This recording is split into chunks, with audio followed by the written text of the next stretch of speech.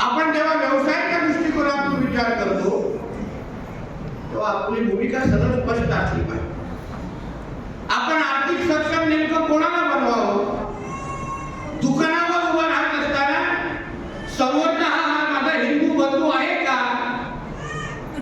याचा विचार करून मला वाटतं आपण खिशात हात टाकला की ज्या राष्ट्रामध्ये 90% हिंदू राहतात तो राष्ट्र हिंदू राष्ट्रच आहे.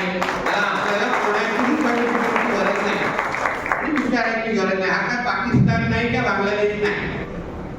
आमच्याकडे 90% हिंदू राहतात. आमचा हा राष्ट्र हिंदू राष्ट्र आहे आणि या हिंदू राष्ट्रामध्ये सर्वात प्रथम हिंदूंचं हित बघितलं जाईल आणि मग सगळ्यांना मोजलं जाईल. ही आमच्या सगळ्यांची भूमिका आहे.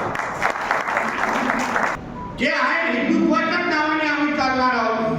हिंदुत्वाच्याच नावाने आमचं राज्य प्रगती करणार होणार आहे. हिंदुत्वाच्याच नावाने आमचं राज्य पुढे जाणार आहे. ही भूमिका सरळ स्पष्ट आमच्या राज्याचे हिंदुत्वाचे मुख्यमंत्री देवेंद्र फडणवीस साहेबांनी सरळ स्पष्ट